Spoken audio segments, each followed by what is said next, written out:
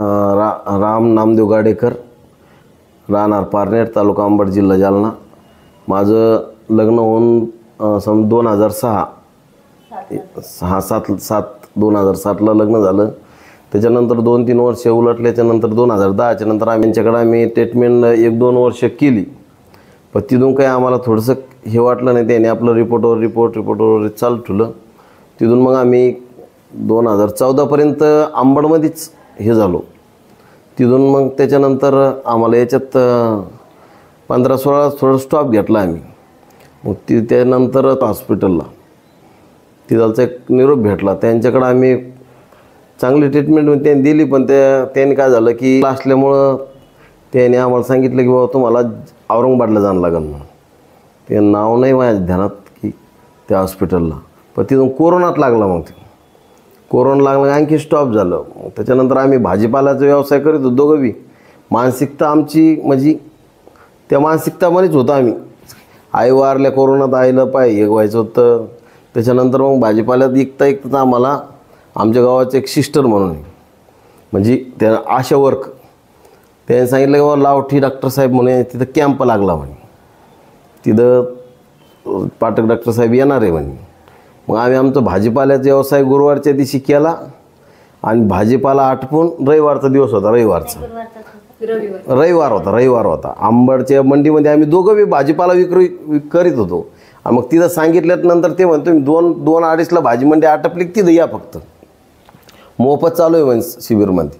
मग तिथं आल्याच्यानंतर आल्याच्यानंतर मग सगळे मागालचे रिपोर्ट दाखवले. डॉक्टर साहेब म्हणे इथं या भेटा. मग आम्ही ऑगस्ट समजा 15 ऑगस्टच्या म्हणजे गेल्या वर्षी मार्चपासून मग आपल्याकडे ट्रीटमेंट चालू केली. आता आम्हाला फरक चांगला आढळला.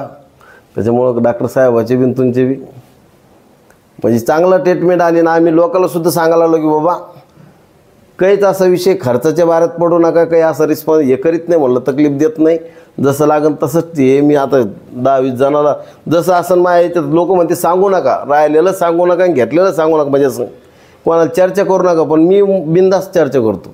तेव्हा मला तिथं गुण आला आणि मी दवाखाना सोडणार नाही. चांगली वाटली सुविधा चांगली वाटली, सगळं स्टॉप चांगला वाटला, सगळ्या गोष्टी चांगल्या वाटल्या. आणि कारण की जे मनातलं होतं लोकांना सांगायचं आपण की लोकांना सांगू नका म्हणते कोणी की बाबा हे सांगू नका, कुठं फरक पडला ते सांगू नका, 8-9 महिने काही नसतं म्हणलं. तसं काही दवाखान्यात आलं हां व्यवस्थित सगळं काही. साधारण लोक स्टॉप साधारण डॉक्टर साहेबाचं बी सगळं म्हणजे आपल्यात मिळून राहणार सगळं हे करून. त्याच्यामुळे साधारण गरीबातला गरीब ट्रीटमेंट घेऊ शकतो. म्हणजे जे सांगते लोक बाहेर किंवा तुम्हाला 10 लाख लागते 5 लाख लागते ह्या भीतीने आमची 4-5 वर्षे घातली की बा आम्ही करू शकत नव्हतो. भाजीपाल्याचे व्यापार करू शकत होतं.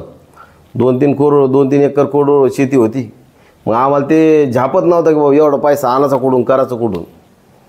पण ते आम्हाला इथं आल्यानंतर कळलं की बा स्टेप बाय स्टेप पैसा लागतो. असं काही एकदम नाही लागत की आणा 2 लाख भरा, 3 लाख भरा, 4 लाख भरा, असं काही नाही. किती लाख लागले तुम्हाला, किती हजार? आम्हाला आतापर्यंत तुम्हाला सांगतो नाही फक्त ट्रीटमेंटचे बाळ राहीपर्यंत लय 1.5-2 लाख रुपये गेले आतापर्यंत. 50,000 सुरुवातीला 50 तुमचे फक्त 70 भरले आणि मेडिकल लागलं, बाकी काय लागलं. मेडिकल तर ते आपल्यासाठी लागलं ना. मेडिकलला साधारण खर्च मी म्हणतो दवाखान्याचा खर्च म्हणजे बस 70,000 रुपयातच. हे मेडिकल तर आपणच खाल्लं ना आपल्या जीवासाठी. अभिनंदन तुमच्या दोघांचं पण आणि काळजी घ्या आता. हो.